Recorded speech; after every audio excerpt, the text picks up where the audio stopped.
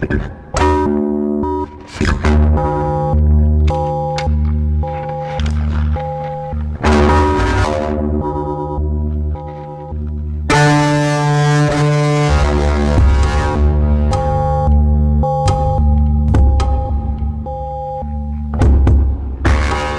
Culture, une émission proposée par l'association Maison de la Culture du Havre et présentée par Isabelle Royer.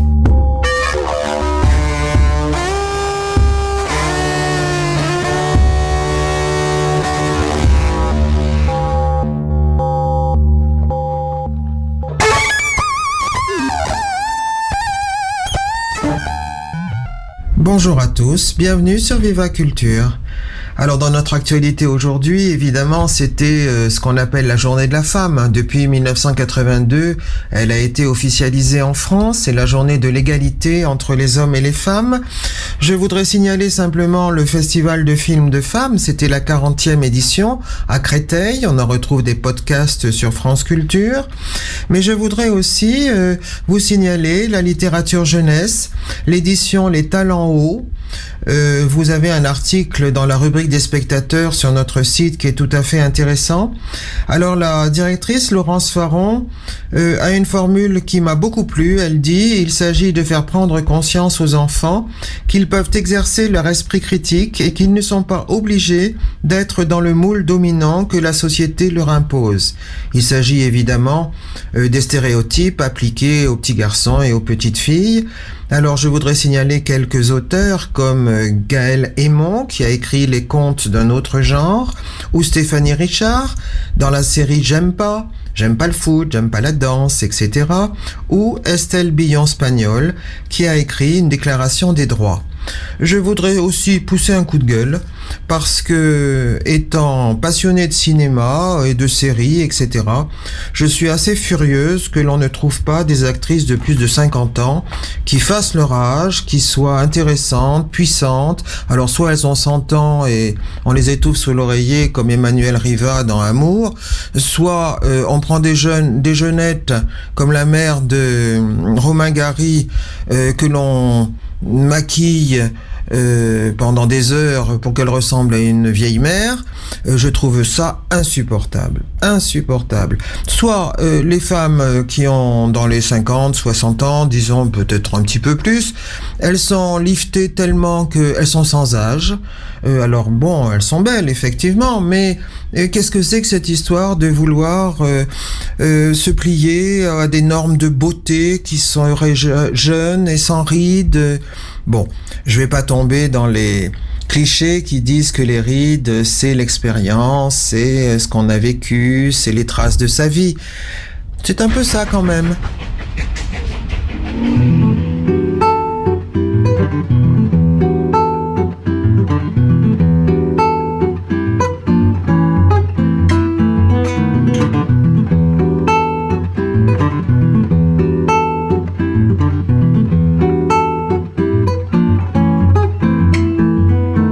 Debaixo do viaduto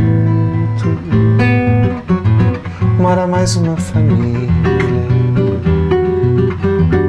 Os carros passam na sala, bamboleia a mobília, bamboleia a mobília. O teto todo balança, inferno que não termina. É caminhão, britadeira e o cheiro de gasolina. A laje vai esquentando e todo mundo ligado. Embaixo a casa é sem porta, em cima o carro é blindado. Meio-dia sol a pino, meia-noite tiroteio. Entre a polícia e o bandido, sempre o menino no meio. Meio-dia sol a pino, meia-noite tiroteio. Entre a polícia e o bandido, sempre o menino no meio. Engarrafou no telhado e a ala dos esquecidos, do bloco dos ambulantes. vem de Guaraná gelado. É linda essa cidade, o céu, o mar, são tantas maravilhas, nem parece verdade. No viaduto mais uma família, meio-dia sol, apino, meia-noite, tiroteio. Entre a polícia e o bandido, sempre menino no meio.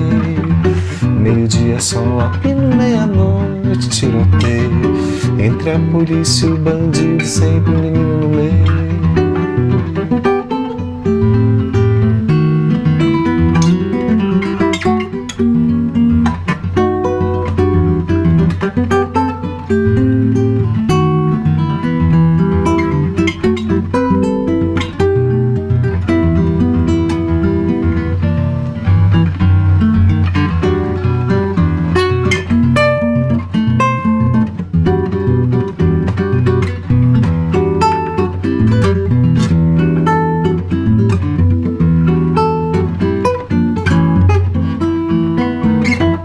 Claire-Lise Chobelet, bonjour. Alors Bonjour. nous sommes ensemble dans votre atelier et nous avons commencé avec l'association Maison de la Culture du Havre une série sur comment devient-on artiste. Donc vous êtes artiste plasticienne. Est-ce que vous pourriez me dire un petit peu ce que vous faites ? Alors, comment devient-on artiste ? Ça, c'est déjà une vaste question. Je pense pas que ça se choisisse finalement. Parce que on l'est ou on l'est pas, en fait. Carrément. Ouais, moi je crois. Je crois qu'il y a une façon de vivre qui fait que on ne peut pas s'empêcher de créer, que ce soit en peinture, en sculpture, en écriture, c'est plus fort que soi. Après, le choix, il est de ne faire que ça ou de le faire en parallèle d'un travail alimentaire. Mmh. Et alors, à quel moment vous en êtes-vous aperçu ? Dans votre enfance, votre adolescence ? Alors, dans l'enfance, non. De toute façon, dans ma famille, c'était pas quelque chose qu'on pouvait faire en tant que métier. Ça se faisait en tant que loisir. Ma grand-mère m'a légué son chevalet, sa palette, ses tubes de peinture que j'ai toujours. Donc, elle était peintre ? Elle était peintre, mais en parallèle pas de son métier, puisqu'elle elle travaillait plus. Elle a été ingénieure au départ, et puis ensuite elle a arrêté quand elle s'est mariée. Mais elle a toujours été passionnée de peinture. Oui, j'ai des photos d'elle en train de peindre en extérieur, comme Monet. Voilà, avec un chevalet et un chapeau de paille. Oui. C'est ça, elle vous a légué ça, peut-être ? Oui, c'est ça. C'est oui, ça. Voilà. Ça, je l'ai toujours vu faire ça. Oui. Mais moi, quand j'étais ado, j'allais en classe et dans mes cours de dessin, le prof me disait que j'étais plutôt douée. Une fois, je suis revenue avec un dessin fait en classe et je me souviens, c'était un homme barbu coiffé d'un turban, un gros plan. Et j'étais très fière de moi. Alors le prof m'avait aidé un tout petit peu. Et je l'ai pas dit à mes parents qui m'avaient aidé. J'ai fait croire que c'était moi toute seule. Et ils m'ont dit ah oui c'est bien ce que tu fais. Ah oui c'est bien. Mais ça ne les a pas empêchés de me dissuader complètement de présenter les Beaux-Arts. Ah du coup vous n'avez pas fait les Beaux-Arts ? Non. En fait j'ai présenté les Beaux-Arts quand j'avais 16 ans à Lyon. Et puis je me suis plantée complètement parce que j'étais absolument pas prête et que je savais pas qu'il fallait un dossier et que je suis arrivée vraiment. Bien sûr ça ne s'invente pas. Voilà, et puis du coup mes parents m'ont dit tu vois c'est pas ton truc, tu vois tu t'es planté donc tu vas faire quelque chose de sérieux. C'était pas très encourageant. Non, mais ça de ce côté-là j'ai été à bonne école, donc ils m'ont dit écoute choisis quelque chose de plus sérieux. Alors j'ai fait une école de commerce qui m'a été très utile du reste hein. C'est très bien de faire une école de commerce, ça donne toutes sortes d'outils pour pouvoir vendre son travail par exemple. Par exemple, oui. Je veux bien le croire. Et puis, une fois que j'ai terminé cette école de commerce, je me suis mise à travailler. Et là, je me suis ruée sur les cours du soir des Beaux-Arts. C'était à Lyon au départ. Et puis ensuite, j'ai pris des cours dans différentes villes parce que j'ai été amenée à bouger. Et là, ce qui était génial, c'est que je pouvais choisir mes profs. J'étais pas obligée d'avoir tout le cursus. Il y avait des cours qui m'intéressaient moins que d'autres. Donc moi, j'ai pris modèle vivant, beaucoup. Oui. Et puis j'ai pris histoire de l'art. Et j'ai trouvé des profs géniaux. Après, je suis arrivée au Havre et là, il y avait des profs extra. Je suis allée dans la classe de Jean Moffet, qui donnait donc des cours de peinture, mais c'était un peu normé pour moi, ça me convenait pas très très bien, mais bon, au niveau technique, c'était super. Donc j'ai pris ce que j'avais besoin de prendre, et puis ensuite, voilà. Et après, j'ai commencé à exposer.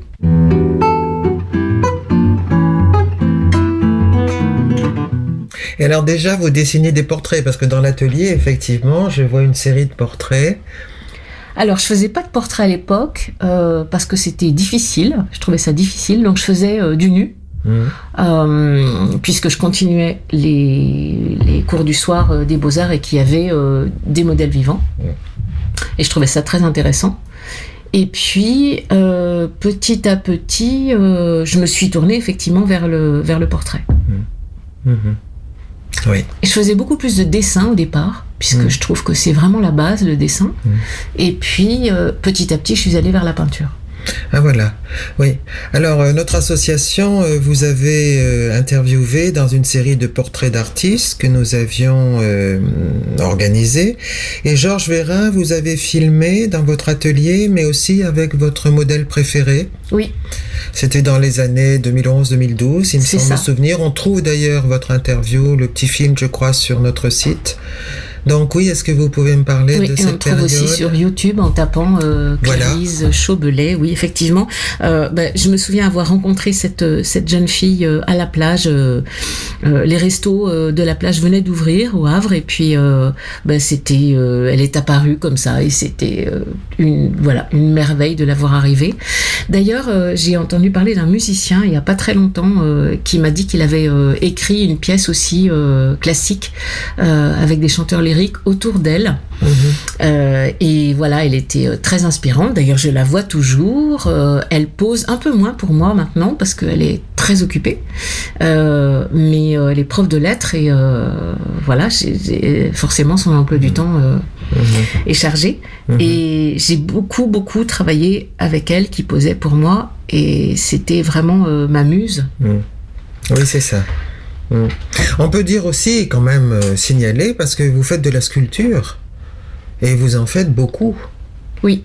Alors peut-être on pourrait... Alors il y a effectivement des nus, il y a des portraits, il y a d'autres choses encore. Oui, des bustes. Alors la sculpture, moi je travaille la terre. Donc la sculpture c'est l'objet fini, et la technique c'est le modelage. Et puis ensuite, une fois que l'objet est terminé, eh bien, quand il est cuit, qu'il est dur, qu'il est patiné aussi, parce que certaines pièces, on peut avoir l'impression qu'elles sont en bronze, comme celles qui sont là-bas. Et donc, vous voyez des couleurs différentes, des reflets différents. Et alors, les patines, c'est vraiment quelque chose que j'adore faire parce que on met des couches successives pour obtenir de la transparence et de la profondeur de couleur. C'est intéressant. On peut passer un week-end entier sur une patine. Il faut pas qu'on ait l'impression que c'est peint comme le mur de la cuisine. Vous voyez, bien sûr. Que ça n'a pas de relief, de profondeur. Et puis en plus, avec la patine, ce qui est extraordinaire, c'est qu'on peut corriger certaines erreurs. On ne patine que sur une pièce cuite, bien sûr. Ça cuit à environ 1000 degrés au four, un four spécial.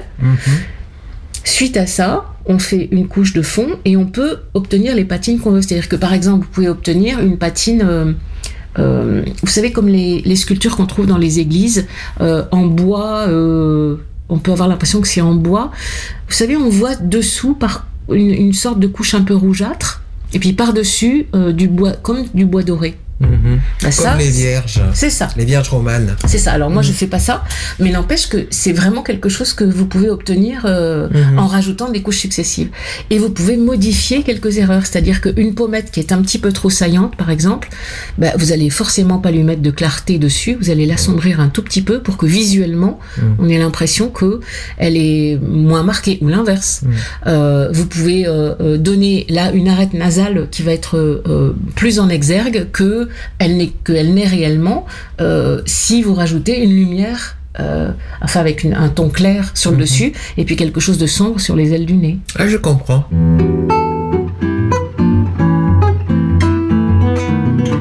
Alors finalement, petit à petit, ça envahit votre vie. Ah ben ça n'est que ça, ma vie. C'est devenu votre métier. Ah, c'est mon métier en totalité. Voilà. Je ne fais plus rien d'autre que ça. Et qu'ont dit je vos donne des parents cours. à ce moment-là? Alors, mes parents, je sais pas trop. Enfin, je veux dire, ils avaient plus le choix, quoi. J'étais adulte, je faisais ce que je voulais. Effectivement. Oui. Alors, vous donnez des cours, vous Oui, dites, mais je sans donne doute des dans cours. plusieurs endroits, parce que j'ai Oui. cru voir que vous en aviez donné dans les musées, Oui. peut-être dans des centres pénitentiaires. Voilà, c'est Qu'est-ce ça. que j'ai vu aussi? Oui, voilà. Alors, c'est très, très intéressant d'avoir des publics aussi différents, puisque je donne des cours, par exemple, à des ados sous forme de stage. Hein. C'est pas des cours hebdomadaires, parce que, voilà, moi, j'aime moins. Même si je trouve ça très bien de prendre des cours hebdomadaires, évidemment, hein, c'est remettre son ouvrage sur le métier. Chaque semaine, c'est quand même comme ça qu'on progresse le mieux. Mais je donne des cours je vais faire par tranche d'âge. Oui, voilà. Donc, pour les ados. Pour les ados, je donne des cours de manga, par exemple. Alors ça marche très très bien. Les ados, ils adorent faire du manga. De la bande dessinée aussi? Non, pas de bande dessinée. Non, c'est très spécifique, hein, c'est très différent. Hein. Mais c'est vrai. Alors j'ai fait ramener des mangas par un ami qui était au Japon pour leur faire découvrir les mangas japonais. Mais il y en a plein qui connaissent déjà. Hein, ils sont vraiment férus de dessin. Il y en a qui dessinent très bien, d'autres qui sont complètement débutants et que j'accompagne. Alors j'avais dit que c'était pas avant 12 ans et puis une dame qui m'a dit « Oh bah oui, mais mon fils il a 11 ans, vous savez, il est très mature, alors il peut venir aussi. » Bon, d'accord. Puis un autre qui avait 10 ans, alors en dessous, non, hein, ça va plus être... Ce sont de véritables passions, en fait. Oui, c'est ça. Tout à fait. Et alors, il y a une ambiance du tonnerre, quoi. C'est vraiment très sympa. D'ailleurs, ils veulent tous revenir. Donc, c'est vraiment chouette. Oui, je parlais de bande dessinée parce que récemment, il y a eu le festival d'Angoulême. Et Richard Corben, l'auteur de comics, de BD américaine, a eu un prix. Et quand j'ai regardé ce qu'il faisait, c'est de la peinture.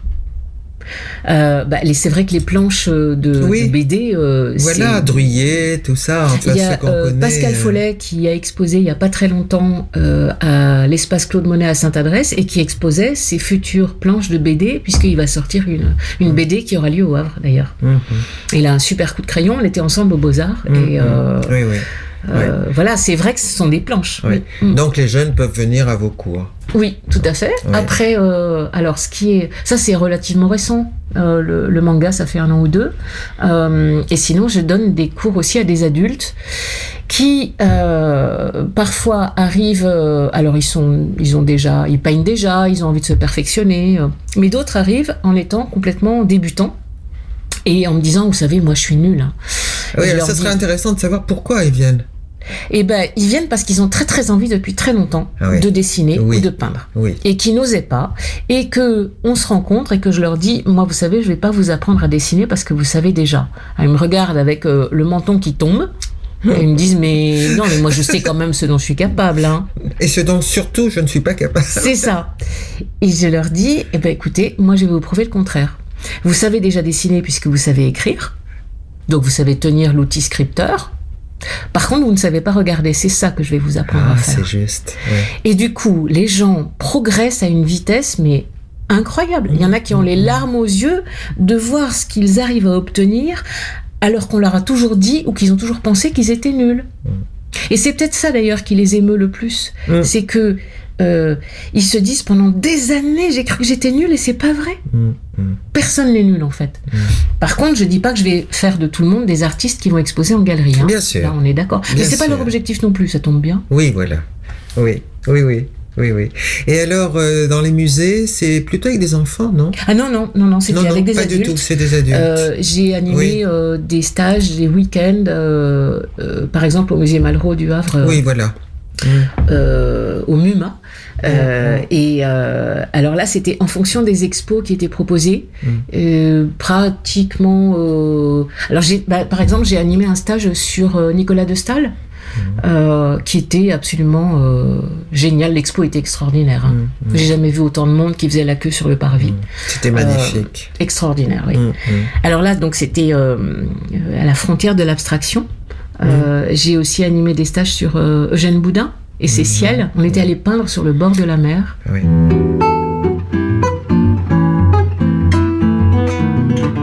Alors dans votre atelier d'ailleurs, je vois des paysages, je vois des mers démontées, des ciels nuageux, je vois des prés et des champs colorés. Oui, c'est vrai. Je fais effectivement des paysages figuratifs. Je me tourne de plus en plus vers l'abstraction. Il paraît que c'est avec la maturité qu'on va vers l'abstraction, je sais pas. Mais je garde toujours la figuration et les portraits et les nus et les personnages. Les centres pénitentiaires, ça doit être particulier quand même. Alors c'est effectivement très particulier. Quand on m'a proposé d'intervenir au départ, j'ai dit non. En fait, je crois que j'avais peur. Pour être honnête là-dessus. Et puis un jour je me suis décidée, puisqu'il y a eu à nouveau une possibilité de poste, et j'y suis retournée, j'y suis allée plutôt, et là découverte absolue. Alors évidemment on n'est pas à Disneyland, hein, bien sûr, il faut être vigilant, mais les détenus sont des personnes qui ont été d'abord choisies pour leur bonne conduite, et puis qui sont très motivées. C'est un vrai choix de leur part. Et du coup, j'ai aussi bien des gens qui savent déjà dessiner et qui veulent avoir la possibilité d'un atelier ouvert le plus possible. Comme je leur dis, c'est une façon de vous évader dans votre tête. Alors, ils me regardent en souriant, évidemment, mais il y a une complicité qui s'instaure. C'est très, très intéressant. Et j'ai vu des gens progresser, mais de façon incroyable. Oui. J'aimerais bien monter une expo, d'ailleurs, avec leurs travaux.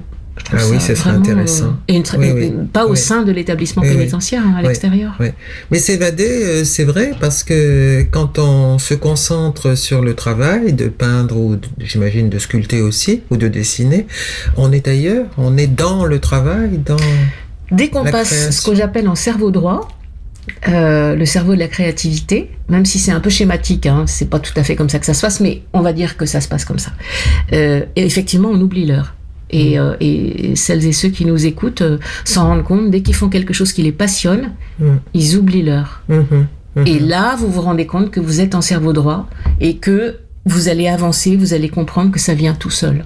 Ouais. Si vous n'oubliez pas ce qui se passe à l'extérieur, c'est que vous n'êtes pas complètement concentré sur votre travail. Ah oui, oui. Alors vous avez fait de grandes expositions. Moi j'en ai vu à Notre-Dame de Gravenchon, j'en ai vu à Montivilliers. On a pu vous voir et on peut encore, évidemment, voir vos œuvres. Alors là, prochainement, il y aura une expo avec le Cercle des artistes havrais, dont je fais partie, et on expose à l'espace Claude Monet à Sainte-Adresse, en face de la mairie. Voilà. Sur le thème des falaises. Alors c'était un thème qui nous inspirait pas trop au départ, qui nous a été proposé, et puis finalement je me suis fait plaisir avec ce thème-là qui était très intéressant. Ça nous permet aussi, quand on nous impose un thème, de sortir de nos zones de confort et du coup d'aller dans des directions qu'on n'explore pas d'habitude, quoi. Mais effectivement, j'ai exposé à l'abbaye de Montivilliers, enfin au réfectoire gothique de l'abbaye de Montivilliers, sur une expo qui s'appelait Corps à corps, et il y a un reportage sur YouTube aussi. Et c'était génial. L'équipe est extraordinaire. Et je le dis a posteriori parce que je pourrais dire tout à fait autre chose, mais non, c'était vraiment extra. J'avais fait un petit cabinet lumière noire parce que j'avais peint avec des peintures fluorescentes, et ça permettait de voir les œuvres en lumière noire et lumière blanche. Et ça donnait quelque chose. J'avais fait une grande vanité, vous savez, un crâne, ce qu'on appelle aujourd'hui tête de mort. Mais c'est pas ça, hein, la vanité, c'est vraiment vanitas vanitatum, c'est vanité, tout est vanité, souviens-toi que tu mourras. En fait, c'est ça que ça veut dire, les têtes de mort qu'on voit sur les t-shirts aujourd'hui. C'est juste pour nous rappeler que nous sommes tous mortels. Et c'est peut-être une façon de conjurer le sort, je sais pas. En tout cas, c'était passionnant de faire des crânes. Vous voyez, il y en a là derrière aussi, sur le nu que vous voyez là. Moi, c'est quelque chose que j'aime beaucoup faire, que je trouve très intéressant.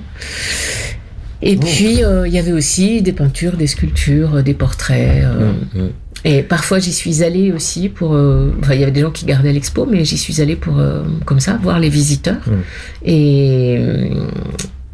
certaines personnes me reconnaissant m'interpellaient, et j'ai eu parfois sur la même toile des avis diamétralement opposés.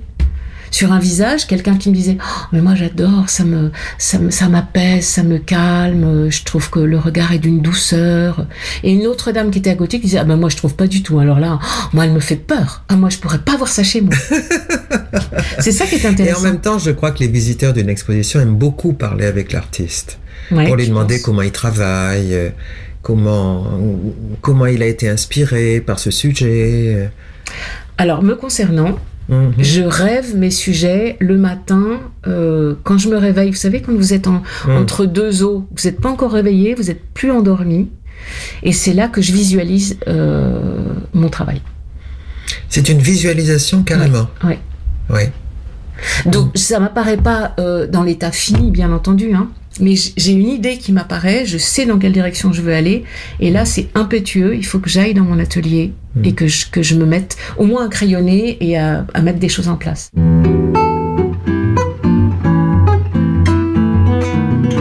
Et est-ce que vous pourriez, alors c'est une question difficile, reconnaître des influences d'autres peintres du passé, ou des peintres que vous aimez beaucoup Alors, je dirais que le plus grand que je connais aujourd'hui, qui est vivant, c'est Ernest Pignon-Ernest.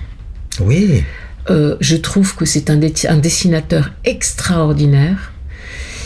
En plus, ce qu'il dit est intelligent et subtil. Une fois, je l'ai entendu sur France Culture. Alors, j'allume la radio dans la voiture et j'entends les propos de peintres. Et je me dis, ah, mais ça c'est bien. Qui est-ce qui dit ça ? Je connaissais pas sa voix.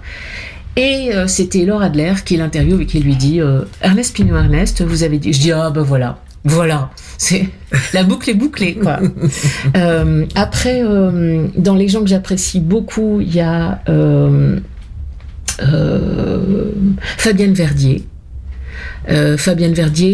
Qui fait la calligraphie, mais des très grands formats, une des seules femmes qui a été acceptée en Chine dans des ateliers de peintres chinois. Oui. Et c'est une pure merveille, la pureté de son geste. Voilà. Un geste ample. Voilà. Elle a des énormes pinceaux qui sont accrochés à des palans.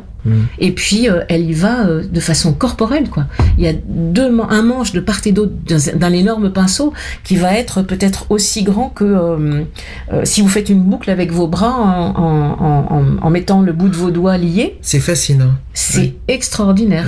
Les pinceaux sont faits en crin de cheval et elle a une trace mais extraordinaire. Donc ça me procure beaucoup d'émotions. Et puis il y a aussi une sculptrice qui a exposé à la Bénédictine à Fécamp il y a des années, qui s'appelle Anneke Beaumont, et qui avait fait des grands personnages avec une sobriété absolue, aucune fioriture, aucune anecdote, juste la pureté absolue du personnage.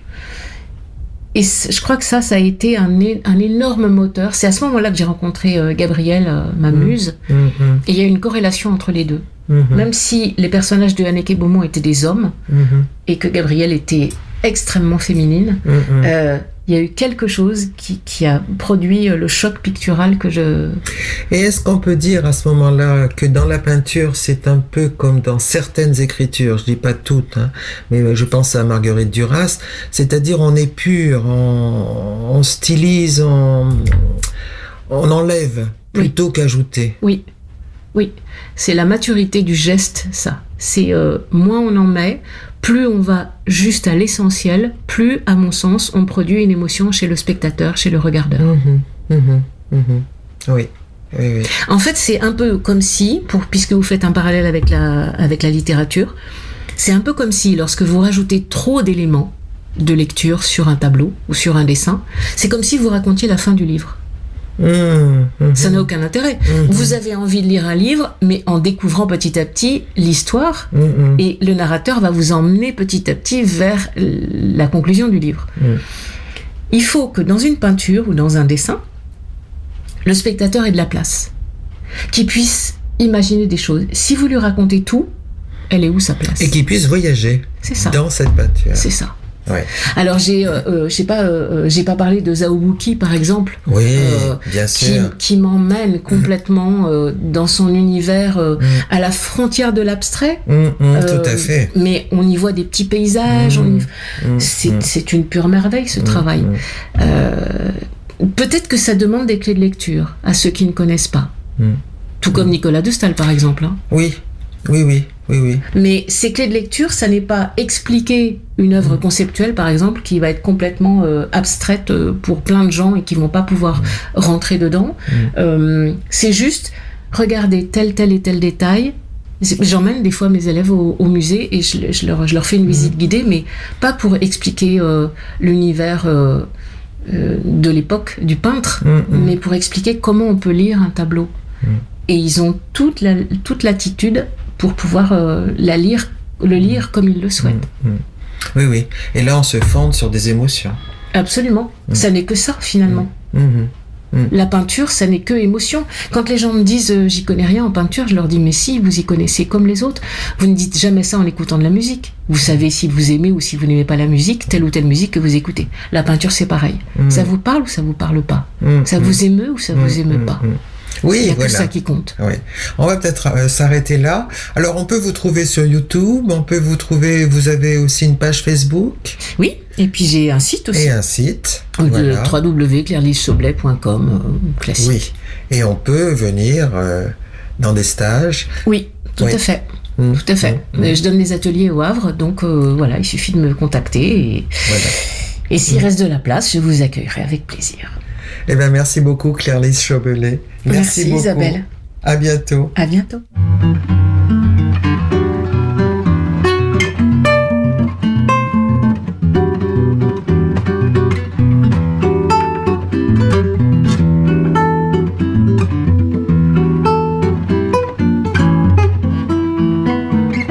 Sur les conseils de Claire-Lise Chaubelet, nous avons écouté une chanson de Marcio Faraco, qui est chanteur, compositeur, guitariste brésilien. Il est né en 1963 et la chanson s'intitule Home Signal. Voilà, c'est la fin de Viva Culture. Pour nos annonces, j'interviewe Hélène Emery du Théâtre du Passage à Fécamp, qui a un coup de cœur pour une pièce qui aura lieu le mardi 10 avril à 20h30. À vous, Hélène. Alors, Vgrajdane, je le prononce, donc qui signifie emmuré en bulgare. Donc, c'est la State Puppet Theatre à Plovdiv en Bulgarie qui nous présente ce spectacle dans le cadre de Terre de Parole, le fameux festival. Donc le mardi 10 avril à 20h30, ce spectacle sera présenté sur la scène du théâtre Le Passage et qui relate une légende, celle de Manolé. Manolé qui est un maître d'œuvre qui a pour mission de construire un pont. Il est sur le point de poser la dernière pierre et puis là, à chaque fois, le pont s'écroule. Donc on lui suggère de faire un sacrifice au nom de son œuvre, de ce pont, et il sacrifie sa femme. Donc c'est une légende, je le rappelle, une légende des pays de l'Est. Et il le fait, et il sacrifie sa femme, il l'emmure, et son œuvre tient. Donc ici c'est le questionnement de l'œuvre et qu'est-ce que l'artiste est prêt à sacrifier au nom de son œuvre, une œuvre qui va perdurer bien au-delà de la vie de son créateur. Voilà, merci Hélène. Alors nous retenons la date, le 10 avril, et cette pièce au Théâtre du Passage à Fécamp. Au revoir, bon dimanche, à bientôt.